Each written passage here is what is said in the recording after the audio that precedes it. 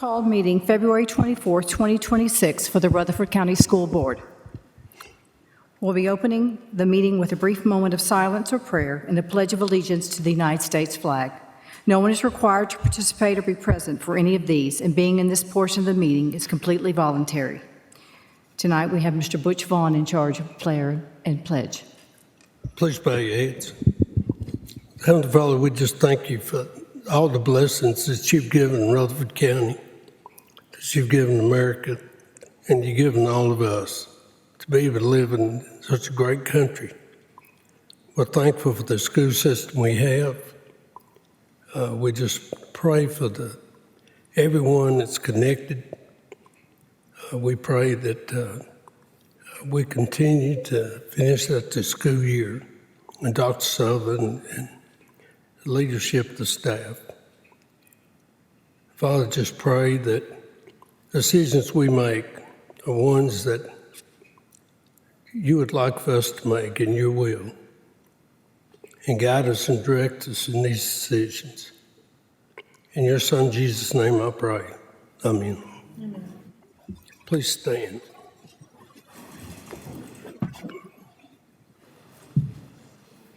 Pledge allegiance to the flag of the United States of America and to the republic for which it stands, one nation, under God, indivisible, with liberty and justice for all.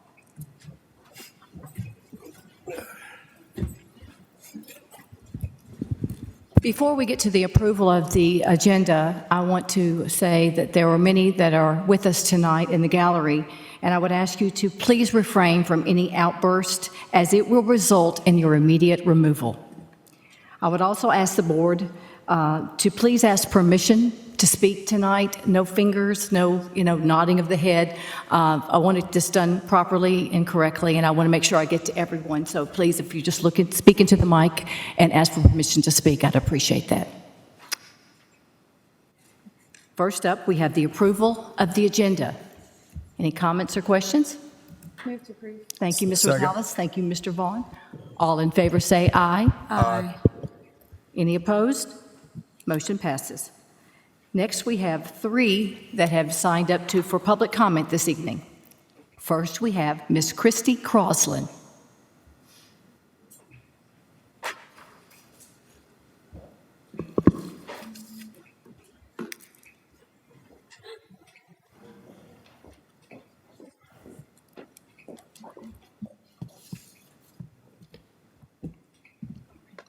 Good evening, members of the Rutherford County School Board. My name is Christy Crosland, and I stand before you tonight not only as a transportation contractor, but as a family member who has children that ride these buses every single day. I'm deeply concerned about the recent situation involving a contractor losing bus insurance coverage.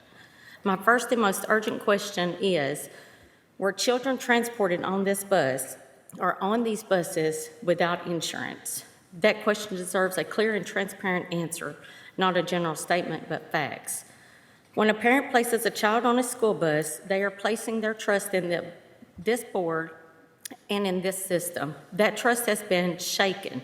Insurance coverage is not a minor technicality. It is a foundational safeguard. It is the bare minimum standard of protection. Buses transporting children should never, under any circumstance, be operating without proper active insurance coverage. We all understand that no system is perfect and no child can be protected from every possible event, but insurance is something we can control. It is required, it is measurable, and it's verifiable, and it's non-negotiable. As someone with family members riding these buses, it's disturbing to even consider that any child in this county may have been transported without the protection in place. Parents and taxpayers deserve transparency, and they deserve accountability.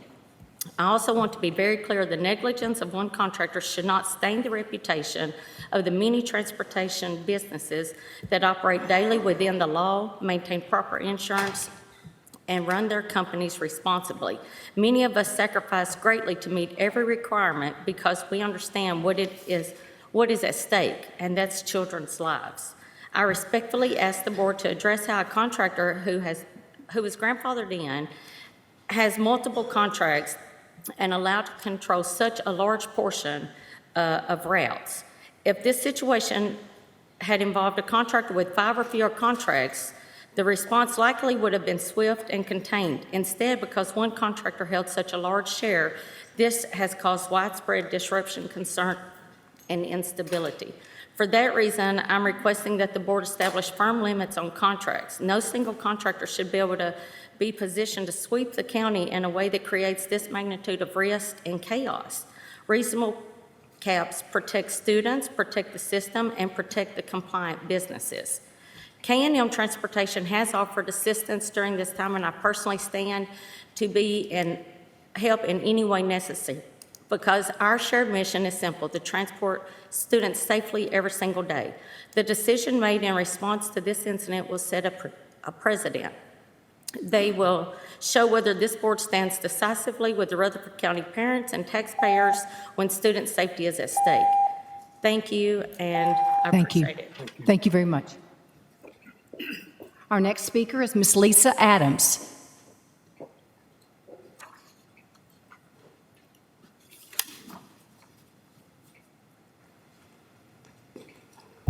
Good evening. My name is Lisa Adams, and I'm here tonight to speak about an issue that directly affects the safety of children in our community. Our school district entrusts the transportation of students to private contractors like myself under the clear expectation that they meet all legal and contractual requirements, especially maintaining proper insurance coverage. This requirement exists for one reason: to protect children. In fact, maintaining insurance coverage is not just a contract requirement, it is the law. Insurance is required in order for school buses to legally operate and transport students. It has come to light that one of our contracted transportation providers experienced a lapse in their required insurance coverage while responsible for approximately 40 bus routes in our district. Because of this, it is reasonable for parents in this community to seek clarity on an important question: whether any students were transported during a time when the required insurance was not in place. Parents deserve to understand the facts because they place their trust in this system every single day when their children step onto a school bus. They trust that every requirement has been met. They trust that every safeguard is in place. Insurance is not a technicality. It's not paperwork. It is a legal requirement and a fundamental safety protection. When situations like this occur, it raises concerns not only about compliance, but about how we ensure safeguards are consistently verified and enforcing moving forward. This is not about speculation. This is about transparency. This is about accountability. And this is about maintaining the trust of the families this district serves. Student safety must always remain the highest priority. Our children deserve nothing less. Thank you. Thank you. And our last speaker is Mr. Gary Carter.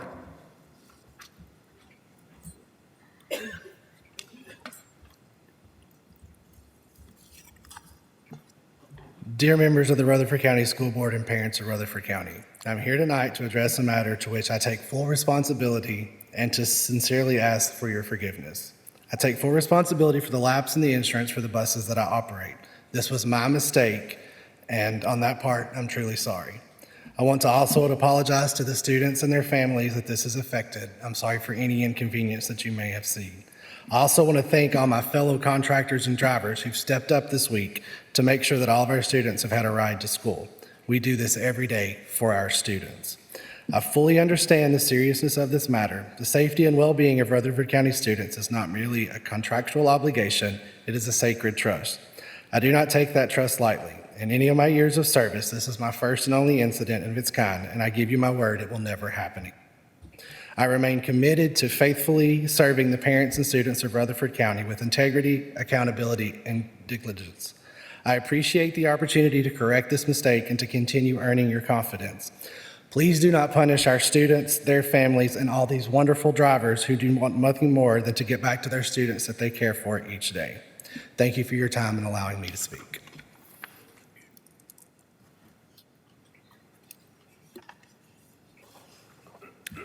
Next, we run to the bus contractor not maintaining insurance. Dr. Sullivan. Hey, first, I just wanted to give a rundown kind of our situation and thank some people first, and then I think Mr. Reed kind of go from there. So thank the audience and everyone for being here. So this situation, we were notified Friday afternoon of Ursa Major Logistics, their insurance being terminated. We called the owner once we were notified, but of course that was in the middle of afternoon dismissal, so he was driving the bus. During that time, transportation took that certificate of liability insurance that was issued back at that point at October 29th, 2025. And then it had an additional form attached to it that had a form titled bus schedule, and there were 39 buses with a VIN number attached. So what we received did have a cancellation date of Thursday, and the buses did run on Friday. What we took then was we took the VIN numbers to identify the buses, and we discovered multiple contractors as well, not just Ursa Major Logistics. So what we discovered first, again, is the buses were not covered on February 19th, 2026. There were 39 buses, again, more than we had signed contracts for this contractor. That was fine. Nothing prevents a contractor from subleasing buses. And so in the contract, there is nothing that prevents a contractor from subleasing buses or having buses with other contractors. The subleasing, though, did create issues for other contractors as they were listed under this insurance policy. So there are 39 listed under this insurance policy. Without having insurance, this is a violation of our Rutherford County contract, and it is a violation of TCA, Tennessee Code Annotated 46621111. We next had to identify the other impacted contractors. We are still working to determine if there was insurance coverage for these individuals, supplementary insurance possible. At that point, working through Friday night and on Saturday, I made the decision in consultation with our school board attorney, Mr. Reed, not to permit buses that were impacted to transport students, even if insurance was restored over the weekend, because as a school district that was this large, we needed to have time to plan to provide transportation services. And so we began planning at that point. Saturday, we identified the impacted routes and the closest contractors, which took quite a while. We worked on that throughout Saturday. Sunday morning, we continued to identify our routes, called contractors, had our first releasement of our statement. Sunday afternoon, we continued to cover our routes, program our phone messages, let those impacted routes be known. Monday morning, we had our phone line set up very early in the morning, answered phone calls, picked students up, made adjustments throughout the morning. Overall, we had several buses that were late, but I can't thank our contractors enough, and I'll get more to that. It was a much smoother morning than I anticipated. We had 4 or 5 routes that were not covered, that we knew weren't going to be covered, that we announced. But outside of a couple minor issues, I can't thank them enough for what we were able to do. Then Monday, throughout the day, we made adjustments for timing. And then Monday afternoon, we made adjustments. We communicated those to schools for afternoon dismissal. There's a couple people that I want to thank and a couple groups. First, to our bus contractors and drivers. That was an unbelievable turnaround. I grew up here. The Swaders drove my buses. 83 and 127s, what I grew up riding, was a huge impact on my life. I've mentioned that. It wasn't perfect Monday. It wasn't perfect today, but we were able to cover the large majority of our routes.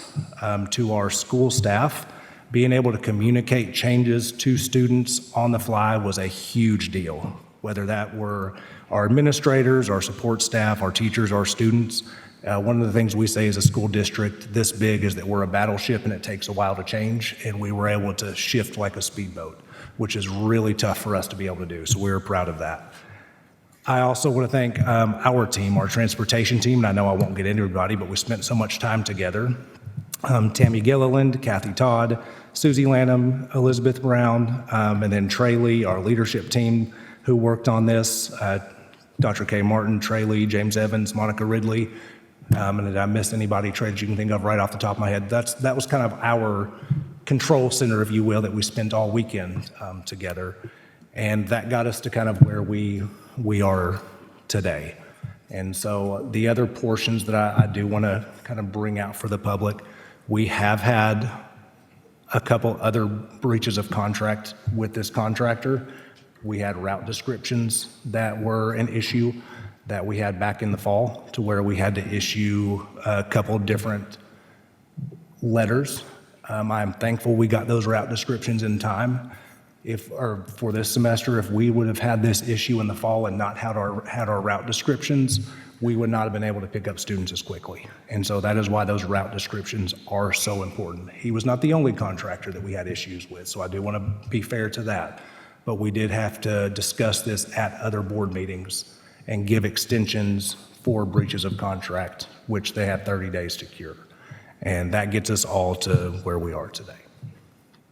Be happy to answer any questions or discuss. Are there any comments or questions? Please address the mic. Yes, thank you. So I spoke with Dr. Sullivan yesterday, and I got a couple questions. So I know that there was a meeting yesterday between Dr. Sullivan and Mr. Reed and Mr. Carter. So how did that meeting go? Great. Mr. Carter was very remorseful. One of the things I don't question is that Mr. Carter cares about kids. That's not anything that I've ever questioned. His heart is for students, for kids. Just this was an error that caused a lot of issues for our district, for our students, and put us at a huge liability risk that I've had to have multiple conversations with county leadership about the risk that put on the county as a whole as well. But came in very remorseful. Mr. Reed and I had that meeting with him as well, along with Mr. Lee. Okay, I've got a couple other questions. And I don't think there's anybody on this board that's happy about what happened, mainly because it affected the children. So do you feel like the issue has been resolved? And do we have safeguards in place now? Sorry. I'm sorry, do you feel like the issue's been resolved and that we've got place guards? Because, I mean, somebody's credit card could not go through. That possibly could happen. This was a long-standing, over multiple months issue for not making payments. So I'm not going to get into that type of issue. Yes, my question was, do you think we've got safeguards in place, and do you think the issue has been resolved? The issue has not been resolved for this contractor as far as having insurance, to my knowledge, no. Okay. What's your recommendation to the board? To terminate the contracts. And I'll get further into that recommendation after we get further. How many contracts do we have now that are not filled? At least 39 right now. Not Mr. Lee. No, outstanding before this. We only had one or two. And how many routes is, how many routes? Is that just one For this bus? particular, that fall under this issue, Not this issue, but do we have any outstanding contracts that have not been filled, other than what this issue is? we had two that were still out. Okay, thank you. Any other comments or question? Yes, Ms. Darby? I was looking over the contract. It says each policy shall include a provision that it may not be canceled without the insurance carrier providing 30 days advance written notice to the board. I'm going to assume we didn't receive any such notice? Correct. Okay, so that tells me that as a board, we probably need to look at some other method of insurance verification if we're not getting what's in the contract, to give us notice that there's a potential, because it looks like we tried to prevent something like this from happening, and we did not receive any type of notice from the insurance carrier. Is that correct? Correct. Until it was actually canceled. Correct. And that notice came from the insurance carrier, is that correct? Okay. So I don't know what that looks like. I'm just bringing up the point that it seems like it's something that we need to address. And I don't know, Mr. Reed, if that would be an amendment to the contract or something in policy, because obviously this 30-day notice from the insurance carrier did not work. And so being that through the rest of the school year, our contractors carry their own insurance, Yeah.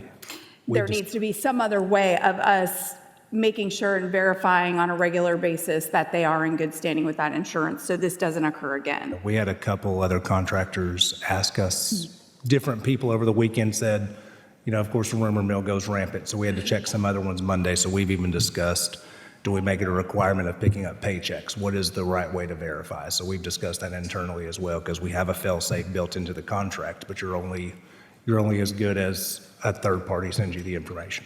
Which is probably out of the norm for them, I would guess. But Yes. Another question I had was when it comes to if a contractor is leasing a bus to another contractor, do we need to put something in here that the insurance needs to be with the person leasing that bus rather than the owner of the bus? So just another, after you and I had that discussion, and after I had some other discussions with some contractors that called concerned, Yeah. it sounds like that's another thing that maybe needs to be addressed within the contract. I think that's it for now. Ms. Maxwell, Yes, Ms. Rosales. I have a question. We had a change in the department in transportation. So when did we hire the new person? When did they start? Mr. Johnson, were you October? In October. And these contracts were signed in June. When did they have to have that insurance submitted to the school? Signed Insurance. to get the check. Oh, go ahead, Mr. Lee. They had to have the insurance before we could sign the contract. Remember, we did the $4,000 stipend, which they received. Then they had to get proof of insurance, bring that proof of insurance back before we could sign the contracts. Okay, so this happened before October. So there was a change in transportation, and normally, if there was a 30-day notice, it will have gone to the person that's in over transportation, correct? So I don't know if we can possibly say that we didn't receive the 30-day notice. I'm glad you mentioned that because it did go to Wanda's email Yes. address, but it went the same day, that night before. They mailed out the cancellation notice. They did not mail out a 30-day notice. Correct, yes. So But the it still wouldn't 30-day have been a notice 30-day was not notice. mailed. Yeah, so it went to Wanda, but at the end of the day, that information needs to be cleared up. So Correct. who will be responsible to make sure that the right name that's in that, if there's a change in positions, Our new, yes, we've already put that safeguard in place too, but I'm sorry? we've already put that in place too. Yep. Okay, Mr. Johnson. okay, great. Yep. So then we tell the insurance carriers that we have a change in the department? We'll catch the best we can, but again, it's going to be on us to match every single insurance carrier, so it's going to be up to the contractor then to tell us if they change insurance carriers in the middle of the year. So that's why the paycheck idea is the best, because if they change insurance carriers in the middle of the year, or the middle of the month, seeing that new insurance carrier would be our way. So this insurance was changed in the middle of the year? It wasn't, no. Okay. It just wasn't paid for a year in advance. Right, instead of monthly. So I guess I'm trying to understand is when there's a change somewhere, who's going to be responsible to make sure that that change is known about the insurance carrier? That's all I'm trying to say. It's up to the drivers. Right, that's what I'm thinking, that if they're coming and finding the insurance, then if there's a change in the position, then because the relationship really is between the insurance carrier and the ones that pays for it. So I would think that they would be the one responsible Correct. to go and tell the insurance carrier, hey, there's been a change in the department of who the communication is supposed to go to. Please make a change in your credit records. Because I think it'll be really Correct. hard Yes. for us to continue to make those changes ourselves when there's a change in personnel, when there's a change in insurance. I think some of this responsibility needs to goes back to the contractor. That's when we're under a contractor model. You're exactly right. Okay, just a moment. You know, Did you have something to say, Mr. Vaughn? yes, I tell you another thing I guess I'm really, really concerned about. We paid every contractor $4,000 something for the insurance for the year. And there's really no excuse for insurance not to be paid when we gave the money to pay for the year. You know, that's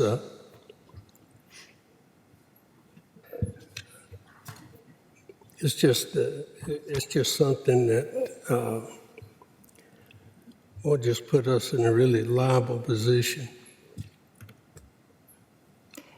Yes, Ms. Sharp, did you have something to say? Yes, I'd just like to make a suggestion that we have a generic transportation email address that goes to several different people. So like transportation at RCS or something like that. That way, several people can check that. Yeah, and it doesn't matter who changes, who is there. Thank you. Yes. Ms. Maxwell. Yes, Mr. Tidwell.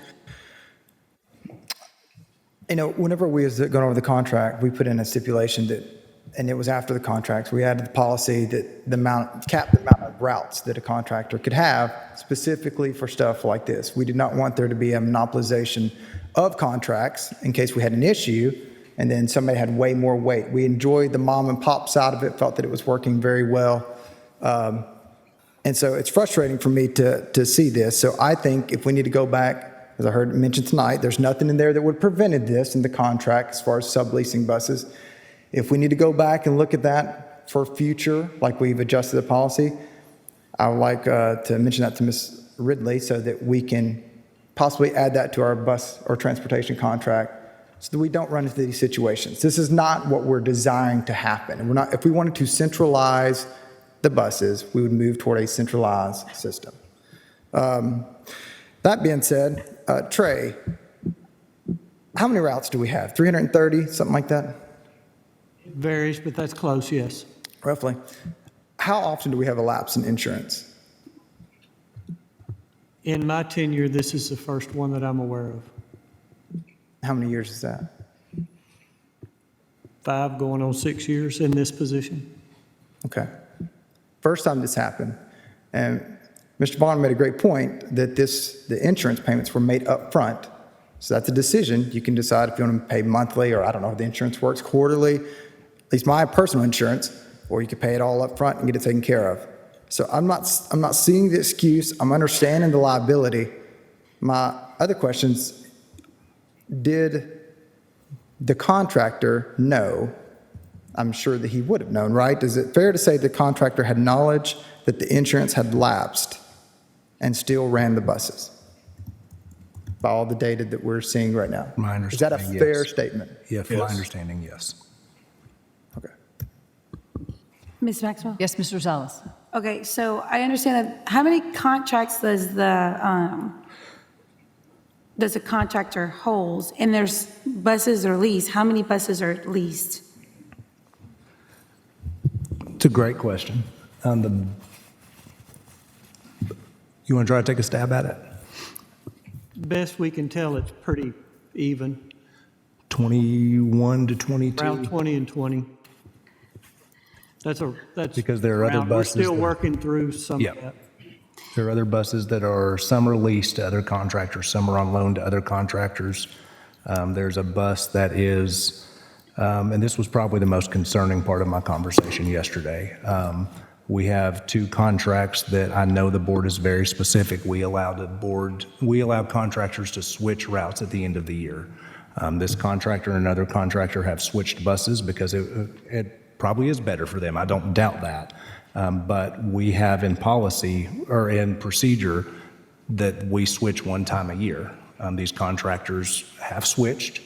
We have a contract for one bus with a contractor. They're operating 2 different buses. And so they're not operating the bus that we have them under contract for. And that was pointed out in our conversation, and we just kind of left it at that. And so when we say how many buses, it's the best guess that we know at this point. So those are the type of things that I just do not know. Okay, so the other question I have, so since there were 40 buses, and these 40 buses were insured by one main contractor, when you're leasing the buses, and there's 20 of them, is whoever's sitting in that driver and holding that contract, are they covered? We're not sure yet. We're not sure yet. So that is one of the biggest questions we have. We're still trying to determine what was the insurance coverage for those individuals. So there's a possibility that if you're leasing a bus and you don't know that you're leasing a bus and you're not carrying that policy as a bus contractor, they may not, that bus contractor may or may not have coverage. For sure, they So- were not covered on 2/19/26. As far as before that, we're still trying to determine. So there's a possibility that some bus contractors may not have insurance since the beginning of Correct. the year. That's in Correct. August. Okay. Okay, so we know for sure in the February 19th, there was no insurance covered that whole entire day. And the bus contractor didn't call us and say, hey, there's a lapse of insurance. I'm going to make a payment. There's a possibility that my insurance carrier may drop me. I mean, is there any word of communication that was done from the contractor? Because the contractor will know whether they're paying the insurance policy or not to RCS so that we could make arrangements ahead of time and not allow these buses to drive on Friday. Mr. Lee? We were notified by the insurance carrier around 2:30 Friday afternoon. Did the bus contractor contact us then, after it was identified, after we learned that the buses were not being insured? We called the bus contractor then? Okay, I notified Dr. Sullivan immediately. Yep. okay. But there was no communication by the contractor to say that there's a possibility that the insurance may be dropped, I'm going to make a payment ahead of No. time? Mr. Johnson. Okay. Oh, Mr. Johnson would like to say, yes. Yes, ma'am. I called the contractor that same. Oh, you called the contractor the same day? Right after we notified him. Yep.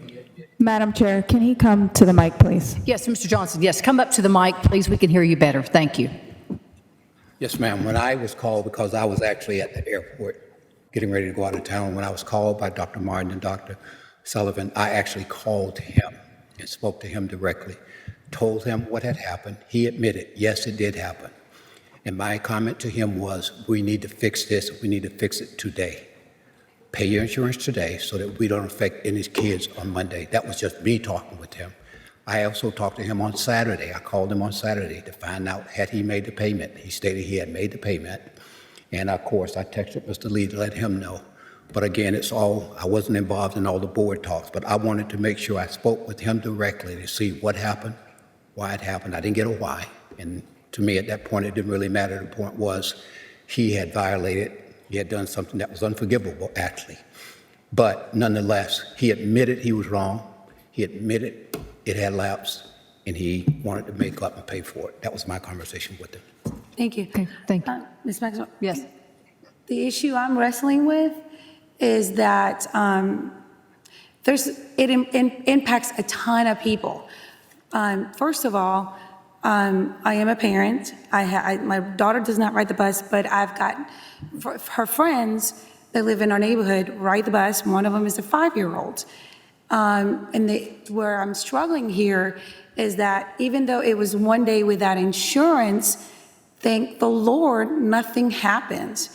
If something were to happen, Rutherford County Schools will be 100% on the hook. The other thing that I'm wrestling here is that it's also impacting the bus drivers who are trusting someone to pay the bills, and now there's a conversation now that the contracts may be terminated, and that's their livelihood. I take this very seriously. I know what it's like to be in a situation when you have to lay people off. It's not an easy decision. And so I'm wrestling with this because someone's mistake has made a huge domino effect. And then on top of that, our staff had to work around the clock Friday, Saturday, Sunday, trying to figure out how to cover these buses, these bus routes, because there were 40 buses that were going to be parked. And I will have to defend RCS and say that the right decision was made to park the buses at that time till this gets resolved. So I'm really here, it's hard to wrap around my head thinking that there were buses that were driving on Friday with no insurance until we were notified that those buses were not covered. And if we have not gotten that phone call, then who knows how long those buses will have continued to be on the road with no insurance. That's where I'm at. Thank you. Any other comments, discussions? Mr. Vaughn, do you have something to say?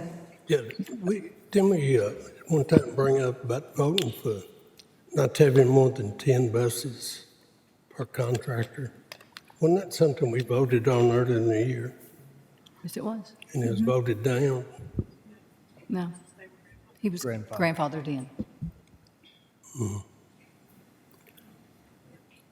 Ms. Maxwell? Yes, Mr. Tidwell. To the points that Ms. Ross had just made, yeah, that would have been over 10% of our buses. Correct. Were driving around uninsured on Friday.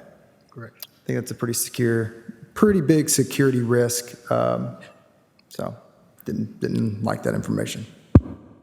Yes. Which has been pretty hard to defend for the county government officials who have called me. Any other comments or discussions regarding the insurance? Okay. Would you like to move to route coverage and the students affected? So we are covering routes to the best of our ability. Anytime you take 10% of your fleet or your contractor fleet off, we're going to have impacts. We're going to continue to have impacts. We have absences just through daily absences of bus routes, and any absences at this point are going to just cripple us even more. And so we're limping through right now because it's just the reality. And so just because something is difficult, though, doesn't mean that you defend something that's not right. And I think that's where we have kind of landed at in our recommendation. We're going to, whatever the board decides, we will, of course, implement. But we're going to do the best that we possibly can to provide transportation for all the students, even if they are late, if we have to stay late to make sure they all get transported. And I believe that regardless of what the board decides, we can all make it work, and our bus contractors can continue to pick up the needed slack. Yes. Mr. Vaught. Question related to that. I know, and I personally want to thank all the contractors and the drivers that have stepped up to fill in this gap. I know it's, spur of the moment on Sunday night to get a phone call to do this, and I know you guys live this way. You're always ready for somebody's bus not to start, somebody's driver not to show up, that y'all are flexible enough to do this, but when, as they said, 10% of the fleet can't show up for this reason, I appreciate it personally. I want to say that. The question being related to that, Dr. Sutherland and Mr. Lee, when that happens, a lot of times I've heard some of the contractors say, well, they'll swap time for something. In this particular instance, what will you do as far as compensating those routes? I mean, if somebody takes, one contractor takes a half a route, another contractor, will you just split the paycheck between them? Is there a formula? Is there a policy that y'all go by? Before Mr. Lee answers, make the courthouse extremely mad. That's the reason they do a lot of swapping out. I already gave them a heads up, and I was like, I'll run for you today. You owe me one next month. Mr. Smith, just understand, bus payroll's going to be ugly. So, all right. As a general rule, on a normal day, most contractors have got friends that run buses in that area, and they cover each other, and as long as they're covering the route, we allow them, whatever their financial agreement is between them, that's between them. When they are unable to cover their own routes, they call us, and at that point, we step in. That contractor that is unable to cover their route is not paid that day. Okay, Those funds for that day are then redistributed to whoever did it. and 'Cause- it can be split, it can be one contractor covers it. There's also a formula in here for adjusted mileage. So we look at it both ways, whatever is fair. So there is the ability to. Basically, two mechanisms. Yeah, because I would sit here and think, and I know I've heard some of them talk about, they have a motor go down, and they're out of commission 3 weeks or a month, so they've got to do something, right? So that's more than just helping somebody out one day. Right. So there is a provision to keep it square. Yes, sir. and There is. let me just read 3 buses. So, we've got 4. You read, this was this afternoon, what we sent to the school. So when I said that we're a battleship pivoting like a speedboat, here's Right. 3 of the 40. Bus 39, Rock Springs Elementary students ride 74. Rock Springs, so this is bus 39. Bus 39, Rock Springs Elementary students ride bus 74. Rock Springs Middle students that ride bus 39, those students ride bus 246, but the third load. Bus 39, Stewart's Creek High School students, you ride bus 263. So that's all, so we're going to split that payment 3 ways. Bus 65, Stewart's Creek Middle students, you ride 243. 65, Smyrna High School, you ride 126. And then one last, just as an example, bus 75, Smyrna Primary students ride 67, Smyrna Middle School ride 245, and Smyrna High ride 67. So we are adjusting that every morning and every afternoon with our routing to try to make it as good as possible. And it is, and the reason we warned them that it was going to be messy for the first few days is we're still working through it. And the contractors are working with us. They're actually talking to each other. And that's where, they may have rode in on a bus today, but the contractors talk and they go, I think I can do a little bit less, more efficient. So we make a change. Today, 1 o'clock, I emailed Dr. Sullivan with our route update. We call it tweaks and adjustments. Right, That we right. made after yesterday and today, this morning.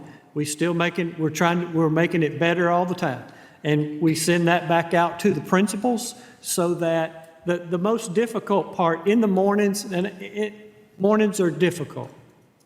But if a contractor sees a child standing out, they either radio in, call the person that may be picking them up, that should be there, or they pick them up and they take them to school. We don't leave children on the side of the road unless there's another bus coming that they should be on, coming closely behind it.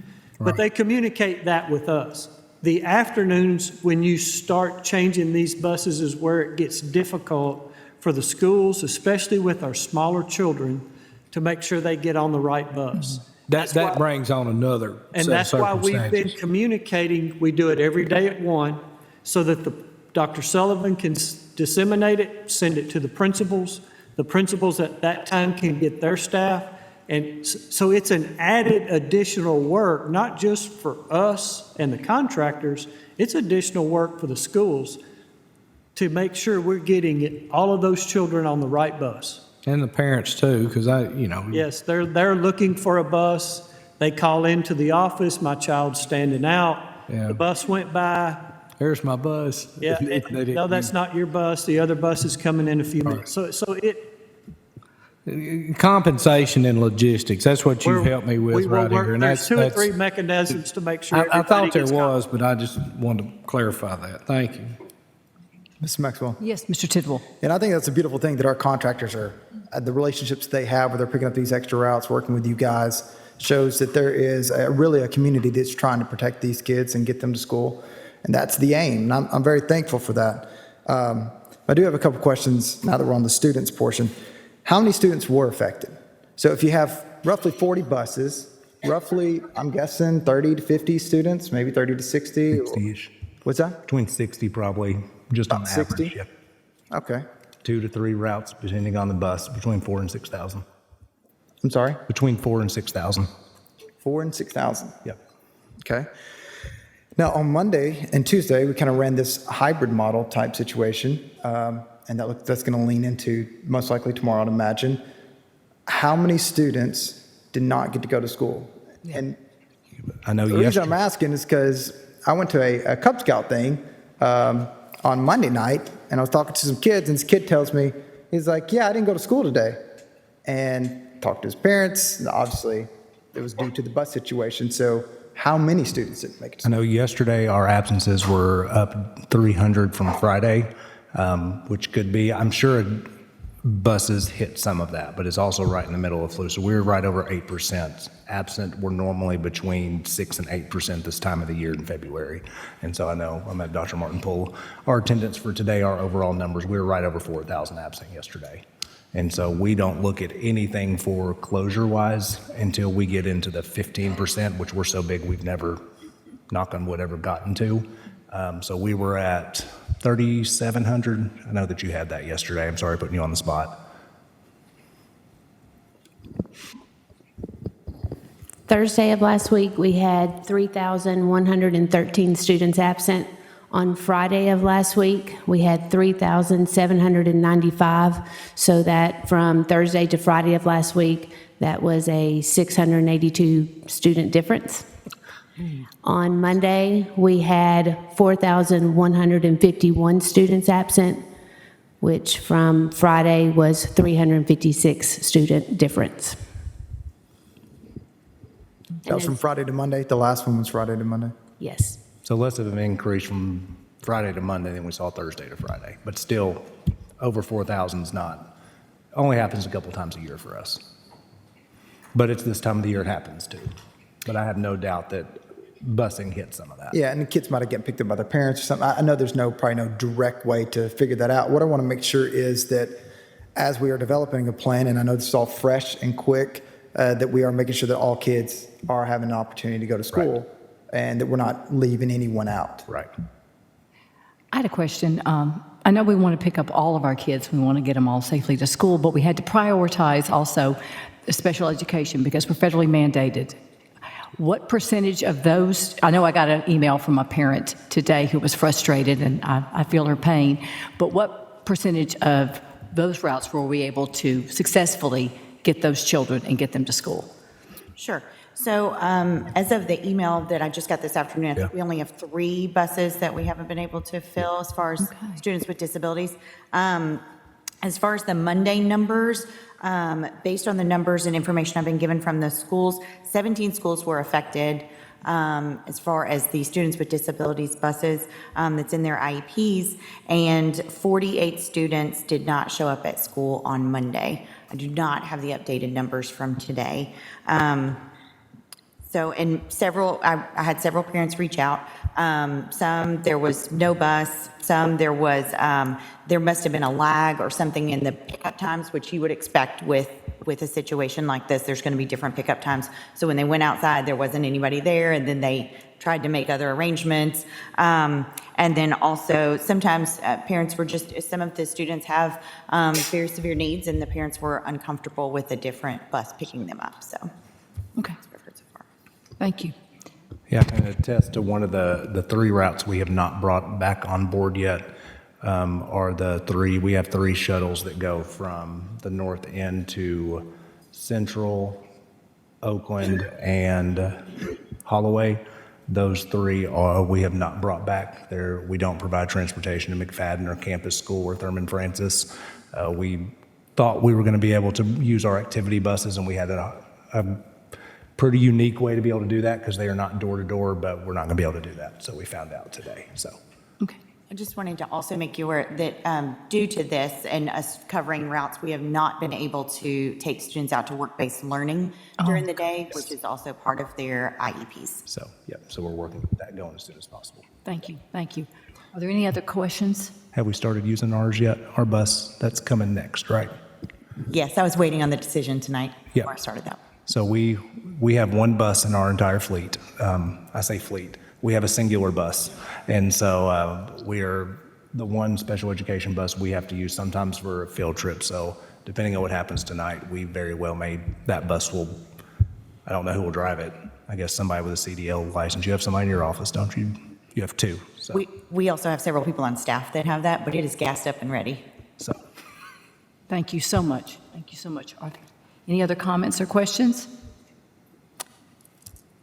Before I ask for a possible motion, I would like to ask Dr. Sullivan, what is your recommendation? Mr. Reed, was there anything that you wanted to cover? You feel like we've... Yes, I'm sorry.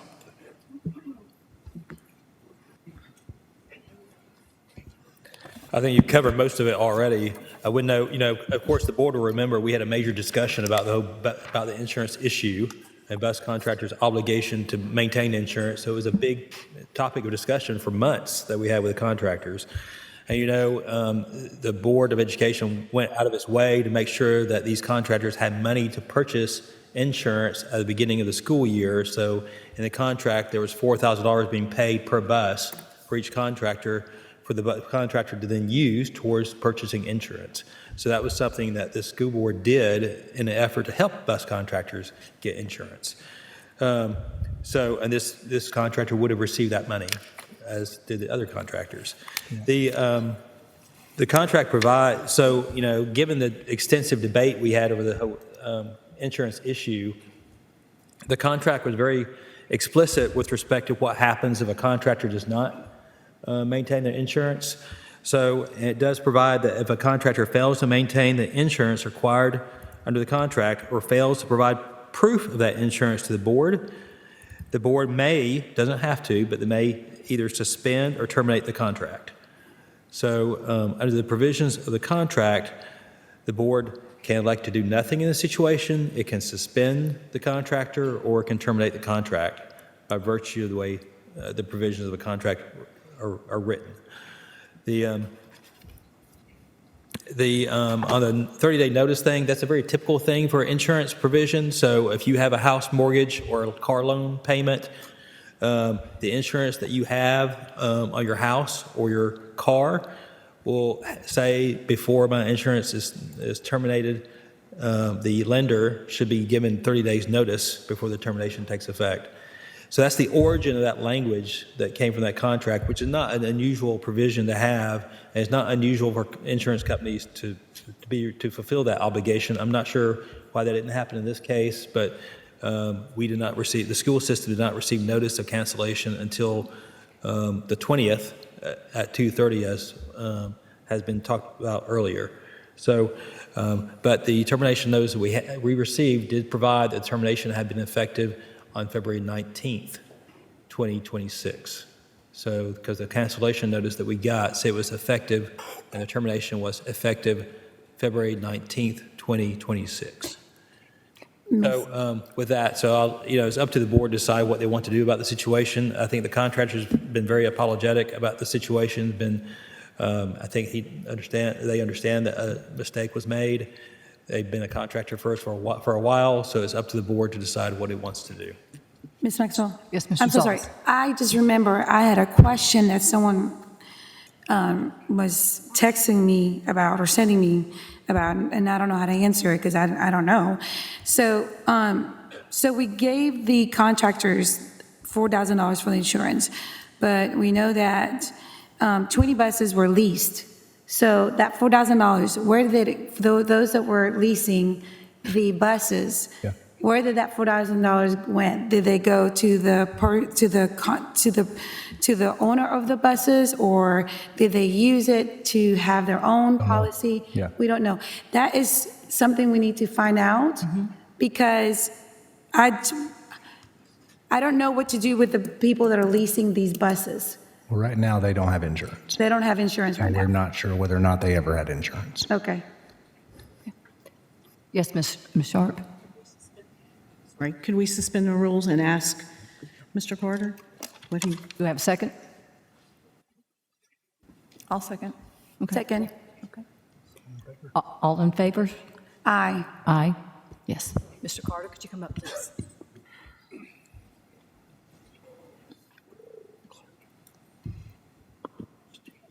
What was your question? Yes. So when we give out contracts for the bids, there's a $4,000 stipend that we give towards the insurance. And I understand that the $4,000 that went to the buses that you hold in your contract. But what I don't understand is the $4,000 for the insurance that go towards the contractors that are going to be leasing the buses that you're furnishing them so that they can fulfill the contract.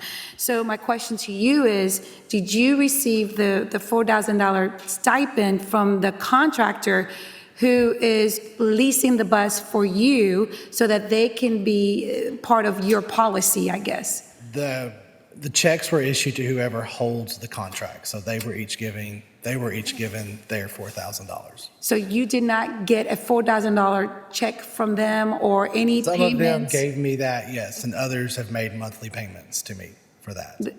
Okay, so technically they're getting the insurance through you, whether whether they gave you physically the $4,000 check or not, they're still making some payment of insurance for insurance purposes and coverage through your policy. But they also had to use part of that money to get their own general liability because Sure. they were required to get that separate from Right. this Well, insurance. Yes, and that's true, but that's for every contractor. Every Yes. contractor has to get liability plus regular insurance. I think my question is not about the liability portion of it, it's more about the insurance piece of that covers the whole Yes. passenger, however many passengers that are there. And that's a question I want to know from those that are leasing these buses, if they obtained the policy through your company or if they went out and got their own policy. But right now, technically, they're not insured, correct? So it kind of makes me led to believe that they're going through you for the insurance. And we submitted all this back in July to transportation because it all had to be approved. The lease agreements that we had to be approved, the insurance had to be approved. And what I got from the then transportation director was it was all good. Because I know she was sending it all to Mr. Reed's office and then it was coming back. We were all told that the way we were doing this was within the contract and we were good. That's what we were told back in July. Gotcha. And thank you for that. I think where I'm trying to understand is that when you buy a house and you have a renter in the house, you have a different type of policy. You have a renter insurance. So I'm not in insurance business. I don't know anything about insurance. So I would think that if you are leasing a bus, for that person that's driving has to be covered in a different type of policy. And I think it would be a different type of policy that will not be necessarily rolled into your one policy. How we did it is they are listed as That's what I would think. drivers under my policy, and then we have added them as additional insured. Just like you as the school board are an additional insured. Okay, I guess we just need to make clarification of how they are insured because I want to make sure that we have the right coverage for everyone that's putting that is putting a bus out on the road and kids are coming inside the bus to be transported. Because this is a very serious matter when it comes to God forbid, an accident that can result in liability. I mean, this is litigation that we're talking about. And the county, the Rutherford County Schools will be on the hook for anything that happens on the road because they're still a property of Rutherford County. The children are a property of the Rutherford County Schools. I know that you guys own the buses and you guys are furnishing that, but it's the children are coming to school for Rutherford County Schools. So I need clarification on how that insurance works because we need to make sure that they're covered correctly. And like I said, back in July, we submitted all this. We were required to submit our lease agreements and all this. And we were told by the then transportation director that what we had in place was sufficient. Okay. And you would have never known either if they're telling you that it's sufficient. Because we were required to submit it, and we were told that she had submitted it to Mr. Reed's office, they had reviewed it, that we were all good to go. Gotcha. Well, I think that we've got to make sure that they're covered. Well, I can, so I will address that. Please. We're not insurance agents. That's right. You wouldn't know. I mean, Exactly. we're not. And so You the wouldn't know. insurance company has them all listed under Ursa Major Logistics. And so if the insurance company issues it, whether or not the insurance company is covering them is a question for the insurance Right. company. Exactly. And that would be something that you That's the and responsibility of the police will have contact. to talk. Yes. And we have not gotten that answer yet still. We have been trying unless Mr. Reed, we've been trying since Friday. Yeah, so exactly. So I think that this is something that if buses are being leased, that the proper policy agreement is done. But Rutherford counties wouldn't know either whether the insurance is correct or not because I'm not in the insurance business. They're not in the insurance business. you And wanna they're not hire going to know what insurance to carry or not carry. That's really a responsibility between you, the contractor, and who you lease the bus with, because this is a serious matter when it comes when it comes to an accident, and then there may be a possibility that there's no insurance. So anyway, I don't want to continue, but thank you. Madam Chair. Mr. Carter, when's the last time you paid your insurance? It's paid in full for the remainder of this school year. When did you pay before last Friday? It was paid up through January, or paid up to the beginning of January. And then, of course, on Friday, we made a payment to catch it all the way up through March. And then on Monday, we paid it for the rest of this school year. Yeah, but So I'm it not is talking paid about up until July 1st. Yeah, I'm not talking about what you did now. I'm talking about before that time. Because for them to terminate it, you had to be in arrears for a certain period of time, I would think. So I'm just trying to figure out, when you knew that you didn't pay your insurance. Yes. And that's the thing, you knowingly put these people at risk, and you put Rutherford County Schools at risk, and the taxpayers in Rutherford County, you put them all at risk. I understand that.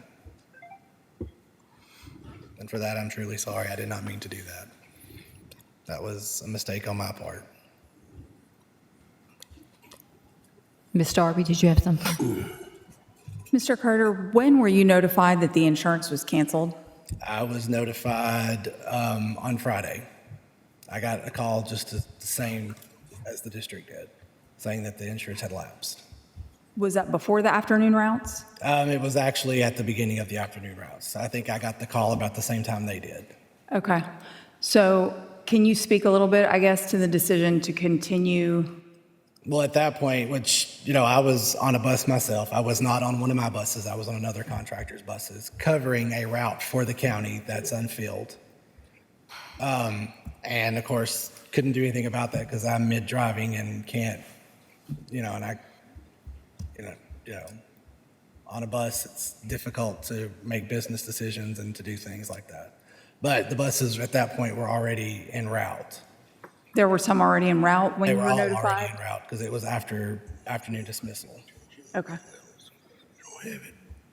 have a quick- To your knowledge, has the insurance been reinstated yet? I know I think auto owners have been having technical difficulties in Michigan. That's what I've gotten from my agent for the last 2 days.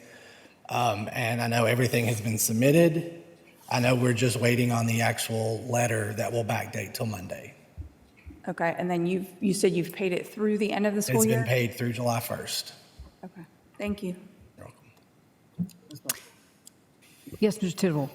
Mr. Carter, I think this may be in the question that Mr. Vaughn was alluding to. The insurance didn't have a set date that if you didn't pay by this amount, like if you're paying monthly or quarterly, whatever, if you miss it, is there typically a grace period? Yes, and from what I was under the understanding, I had until the 27th of this month, which is, a day after our payday, was my understanding, because that was the date that I had to pay it. But that was what my understanding was, but that's not what was true, because that's what was listed online on my policy. So the date that it was actually due is the date that it was canceled, or was there a pre-warning, which I think is what he's alluding to, Mr. Vaughn's? There really wasn't like a pre-warning. It was, my understanding was I had until the 27th to catch it up, in which that was my plan, was to catch it up this week, which we were able to do. But didn't know that, hey, it's just going to cancel. Well, when the bill was due, you were just playing to the potential Yes, so grace what period. I thought was the last date I had to pay it, was trying to get it paid by then. Okay, had that happened before? It has happened back in December, but I paid it as soon as, well before it was going to be terminated. Okay. Can I ask, usually before they terminate you, you get late notices. Are you telling us you never received any late notices? That I did receive, but also I moved over Christmas break, and those notices were going to an old address. How much is your insurance payment? My insurance is about $5,000 per bus. And how many Paid is me that? 4 and I'm paying 5, so it's cost me an extra $39,000 more than what you get stipend. And you don't know what you didn't pay it or not? Well, I knew it had gotten behind, but like I said, I thought I had until the 27th to catch it up. Man, tell you what, if I had to pay that kind of money, But on I a think monthly I'd- basis, it's only I think $8,000 a month is what it boils down to. how much $8,000 a month is what the monthly payment is. per bus? Well, no, for the entire policy. And we're paying y'all too much money for insurance. Yeah. Ms. Maxwell? Yes, Mr. Okay. Gonzalez. You just said something that I wanted clarification. Okay, so you said we gave you $4,000 for the insurance, right? But it costs you $5,000 for the insurance, correct? Okay, It's so when, actually $965. $965, I okay. think it's $4,965 is what I average for the Okay, buses. so if you are leasing the buses and they're paying the insurance, are you charging them the full amount, $4,965? No, So you're just charging them $4,000? the $4,000 that they were given, yes. Okay. Any And, other? and I will let you know, I'm not the only contractor that leases out buses. I do it because new contractors starting out have a hard time buying buses. They have a hard time getting it started. And, you know, I've always done this to help new contractors get on their feet. Ms. Maxwell? Yes, Mr. Gonzalez. Sorry, okay, this might probably be like my last question. I shouldn't really ask this question, but anyways, so when they're leasing the buses to you, you're not charging them the full amount of the insurance? No. I take it out of what I get from their regular lease. You take it out what they give you in the regular lease? Yes. Okay, So I just make that much less off of their lease. gotcha. But then you charge them something plus so you charge them some amount, They pay a lease payment, yes. They just pay like you you would lease pay and make- rent on a house. but irregardless, you made the decision to eat that $1,000 Yes. when you enter into that agreement? Yes. Okay. Yes, Dr. Sullivan. Mr. Carter, the insurance that was sent to us by your agent says it was issued on February 6th. Can you answer that? On February 6th. Yes. That was a reinstatement on February 6th. So was it canceled in January then? No. Mr. Lee, what other cancellation notice did we receive? It was one that was rectified, but it was in October. I think So we had it a was cancellation, October but it 20. was rectified the same day, is that correct? Okay. So it was, because this policy has 2/16 cancellation effective 2/19. So it was a 2-week insurance policy, is what your This is insurance. the only policy I've had since July. Okay. Say that again, I'm so sorry, I don't understand. The policy term says 12/1 AM 7/1/2025 to 7/1/2026, and I'm not an insurance agent. Not what I know with insurance documents, but it says issued 2/6/2026, cancellation effective 2/19/2026. So that was the cancellation date. Oh, I can tell you, normally they reissue, every time I add a new driver or add a bus, they reissue the policy. Okay. I will tell you that, and I think that was about the time that would have been when we had 2 new drivers that passed their license, so they would have had to have been, I know every time we change, it's a brand new, they reissue the same policy because it has to add them as drivers. Thank you. 'Cause That helps we did have clarify some new that. drivers that just got their license at the end of January. Thank you. That helps clarify. And that's probably what that is. I'm trying to think, I don't know why they reissue the policy, I just don't- to add a driver. That's the only but- thing they sent us, so that was Yeah. weird to only see a Because 2-week it should, policy. and also when they normally send it, it'll have, the list of drivers again, and it'll have Yes. changed since the previous time. Okay. Yeah, that was just the only thing they sent us, so that was a weird. And that's the only thing I can think of, because I know every time I add a new bus or add a driver, they send me the whole proof of insurance all over again. Okay. Thank you. Are there any other questions for Mr. Carter? Thank you, Mr. Carter, I appreciate it. Can I give a couple updates? Yes. All right, a couple updates that, Trey, Mr. Lee, can you speak to special education? I think we fixed that, correct? Or Dr. Ralston, either one. We've been looking at this afternoon's list. We're pretty sure we've got everybody. I thought we covered every route today. There are still some parents, they are choosing not to put their child on a bus. Now, how many that is, I don't know. But we are still running into that some, and we have had a few students that have, parents have reached out to me, one yesterday, one today, and we've made sure that those students are now covered for tomorrow. So as we learn of students that were not on our list, have been added, we're continually working every day. The other about absences, Mr. Tidwell, I'll give you an update on where we were. So yesterday, we were at 4,194. Today, we're at 3,494. What was that second number? Yesterday was 4,194. Today is 3,494. So well back down to average again. And then I think, do what? Absences, 3,494 today. And I think one of the things that's going to be the hardest for me this year is that $4,000 stipend. I know it's part of the contract. Getting the county commission to do that before they really worked hard to issue that in June before the fiscal year ended. That's going to be tough this year. And so I just think everybody, we had to do a special motion, get the county commission to cut checks. That's going to be a heavy lift. Madam Chair.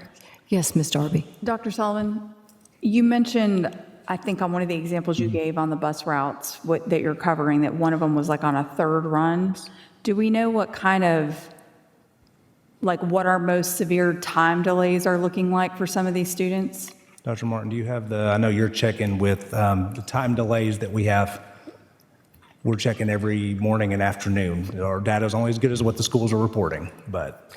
And again, I want to reiterate the hard work that our transportation department has put into this and our contractors that have really picked up the slack in this to make all of this happen, and then our schools as we give out new communication morning and afternoon. Receiving feedback from our schools, talking with the principal leads in each of those schools, it's been very minimum. Elementary really did not report any issues. Maybe one or two isolated. Middle school yesterday, we had about 30 minutes later than usual on some of those routes, which I think is pretty good. We did have one middle school that I know of that was significantly later, but that was worked out today and addressed. And then high school, the same, very minimum, maybe 30 minutes, 45 minutes in some areas. Yes, Ms. Sharp. Thank you, Madam Chair. Dr. Sullivan, if we vote to revoke his contract, what is your plan? Continue with what we're doing right now, the best that we can, and limp along. I mean, that's the best we can, being down 40 buses. It's going to impact us. There's no way it doesn't impact us. But as I mentioned earlier, just because it's hard doesn't mean that it means that you don't do what's right. Okay. Any other comments or questions? Madam Chair. Yes. Dr. Sullivan, I think it's very obvious that through the rest of this week, we're going to function this way for sure. Would it be possible to potentially give some time to hear from the parents of the students that this is affecting on their feelings? I'm concerned on multiple levels. I'm extremely disappointed that we're in the situation that we're in at all. And I'm torn between what's best for students in the safety sense, which if the insurance is reinstated, the safety issue is fixed, but I do feel like there's a bit of a trust factor that's an issue now all the way around. And I also know there are some parents that it's going to present a hardship if there's a 30 to 45 minute longer delay in their kid getting home. So it's a big issue all the way around, and I'm just wondering if the best people to answer how they would like to proceed with that are the parents of those students that this affects. I think that's up to the board. I mean, I truly do.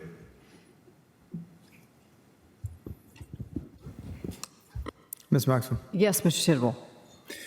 I'm just thinking through all the facts that we had before, and there's a domino effect, so there's a lot of different pieces that are happening. This is, again, I want to reiterate, this is what this board tried to prevent by putting a cap on the amount of contracts that can happen. So it's frustrating that we're here, even though there was a legal workaround, I guess, it's still frustrating. But where we are at now, I mean, I'm certainly more in the corner of termination, basically mainly for precedent. If you let this slide, then what else are we going to let slide? But in the other side, I also got some emails about students being crammed on buses, and that is not something that we can do. Transportation is a privilege. We're doing the best we can. I appreciate if they saw the mountain that the transportation department was working through this past weekend, people would have a lot more sympathy in that particular regard. But where we sit now, I'm trying to figure out what is the best way to move forward. At the bare minimum, a severe consequence. And I don't know what that looks like. I don't know if that means this contractor gets to keep 5 buses as long as we have straightened out all the things, or if it's a termination and we hope that the other contractors are able to step up with more buses. Trey, let me ask a question in the middle of this. These routes, I mean, there's 39, close to 40 routes that we're talking about here. These are not all going to be like super hard to fill route. Like these are not the routes that everybody else has avoided before, right? So there may be contractors that are willing, if they see that these are legitimately up to be filled, there may be contractors that are willing to step in and fill some of those routes. Is that a fair statement? It's going to be some of both. There's going to be Some of some both. that will be attractive, and there's some that are not as attractive. Which is how the contractor was able to get some of them. Yeah. So, but you could alleviate some of the pressure if these routes went away. I think that there would be other contractors that would step up and fulfill those. So that's just my 2 cents on the topic. I'm not completely set. If there's more discussion, I'd love to hear it. But as far as a motion and where I'm currently setting, at the minimum, a severe drop down to the amount of routes available. But I'm not completely against termination either. I just hate it for 2 groups. I hate that this happened because it could have been prevented. So I hate it for the drivers, for this contractor, they're going to be affected.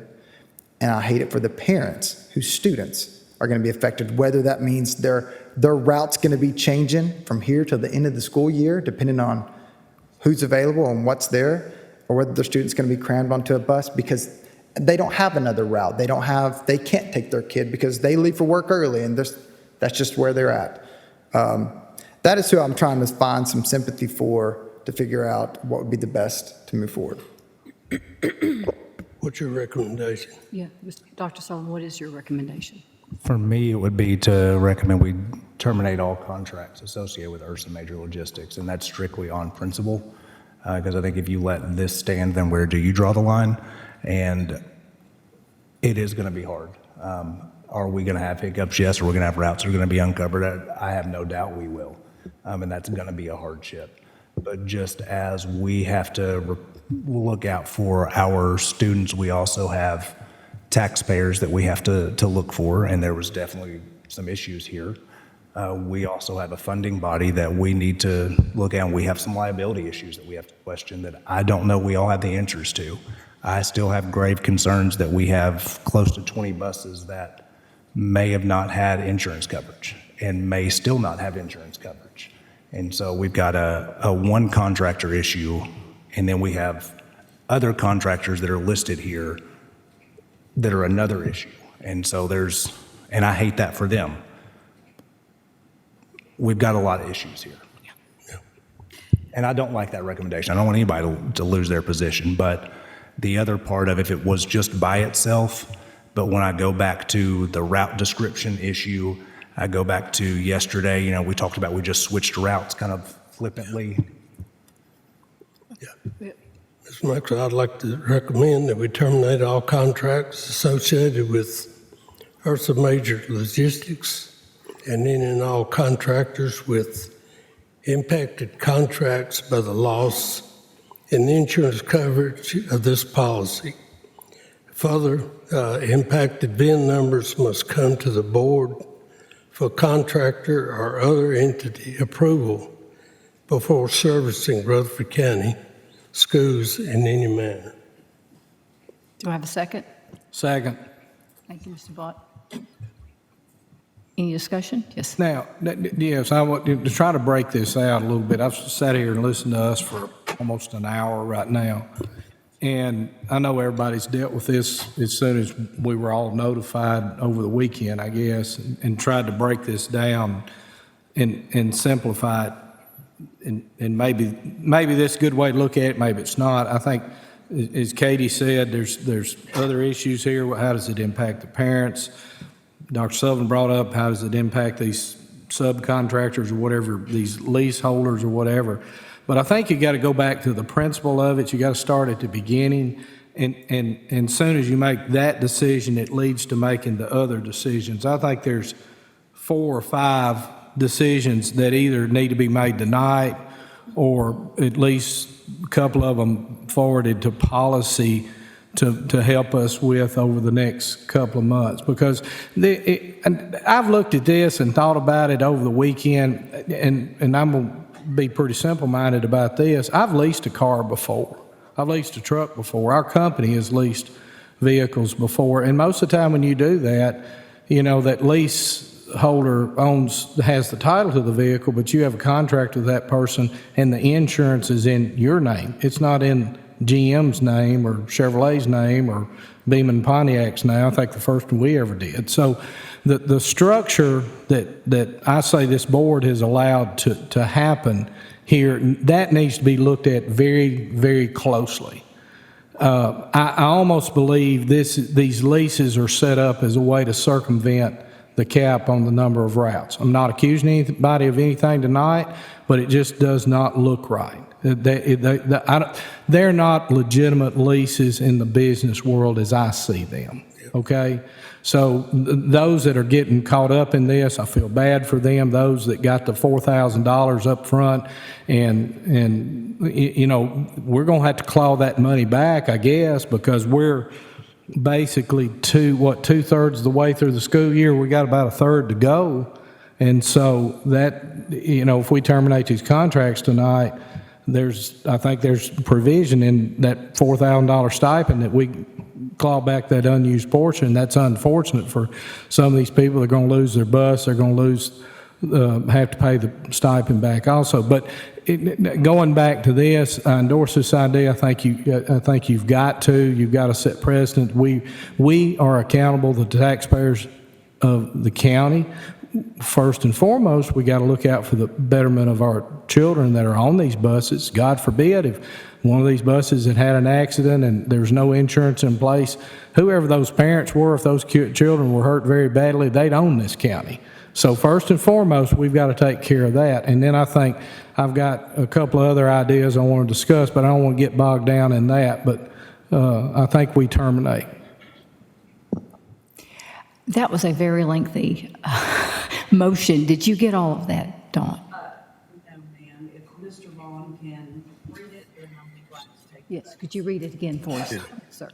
Recommend we terminate all contracts associated with the Ursa Major Logistics and any and all contractors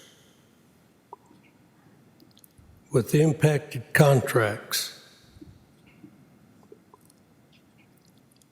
by the loss in insurance coverage of this policy.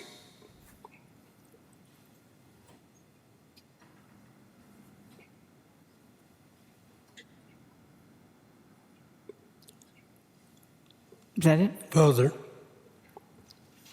Further impacted VIN numbers must come to the board for contractor or other entity approval before servicing Rutherford County schools in any manner. Yeah, let's just go into. Question. Yes.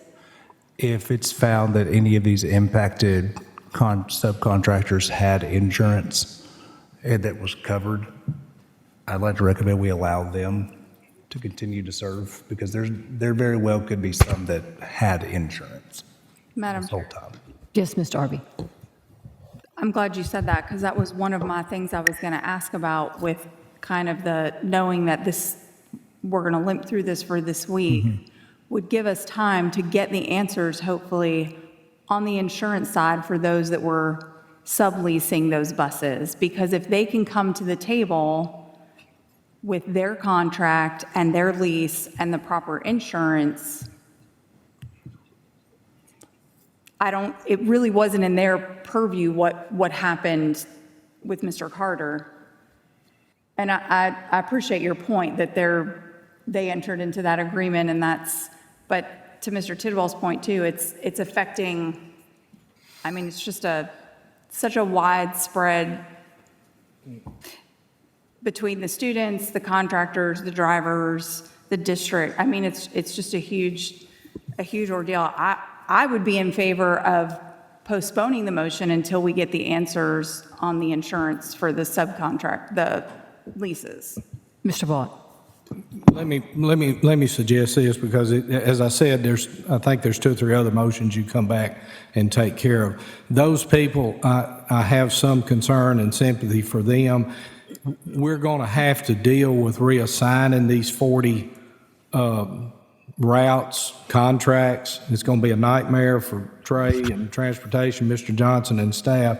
If you want to do a separate motion that would give some type of priority to those legitimate contractors, that they would either retain their route once proof is done, you got to throw this whole thing out to start with, because it's one policy, it's one set of circumstances as I see it, and then allow those people to either reapply for the routes before they're reassigned to somebody else. That would be my suggestion. Makes sense. Yeah, that makes sense. Ms. Maxwell? Ms. Rosales. I think that to be in a fair situation, because the ones that were leasing are impacted by this, they were not aware that this was going to happen to them because they were trusting someone else to carry that, to pay the bill, per se. I'm following Stan's vein of thought that we make another motion to allow, after this one, to allow those, are the ones, the 20 that are impacted, that they get their own insurance for the coverage for the bus, and to rebid or whatever, because it'll essentially be a new contract, correct? At this point, can you, go ahead. Yes, but I would also, I think a portion that's important is kind of what Mr. Vaughn was talking about. The VIN number needs to come back before the board. Okay. Or otherwise you very well could end up in the exact same situation with one of these people subleasing 15 or 20 buses, and we're right back where we were. Okay, and with your recommendation, I think the point is that we're allowing those that were subleasing a chance to stay in business. And I think this goes to our next point, which is Already got any a other motion in a action. second. Yes, I understand, but Madam Chair, may I Yes. ask Mr. Reed a question? Mr. Reed, since this was a special call meeting, are we limited to just his contract and nothing else as far as motions? Robert's rules. I think you're fine.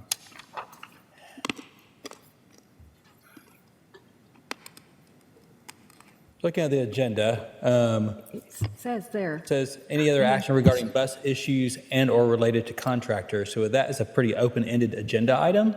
So that does allow the board flexibility to do other actions that would address what would affect other contractors. Okay, thank you. That's what I was thinking. That's what I was going to say. I just wanted to- Another motion would go under number 8. Ms. Maxwell, Yes, Mr. Tidwell. I don't think we've ever came back in session from suspending the rules. We probably want to make sure that we do that as well before we put that motion on, so that that's record. Thank you, Mr. Tidwell. I think you're correct on that. So Do what? we're back in, Yeah, we're back in. back in Yeah. session. Thank you. So, Good catch. thank you. So we have a motion. Can you read that back to us and then we go vote? I still cannot read that. Okay, I'll read okay, it. Okay. okay. Recommend we terminate all contracts associated with URSA. Next word is major. Logistics. Got that? Okay. And any and all contractors with impacted contracts by the loss in insurance coverage of this policy. Now, that means everybody's leasing, I guess, and ones that are owned. Further, impacted VIN numbers must come to the board for contractor or other entity approval before servicing Rutherford County schools in any manner.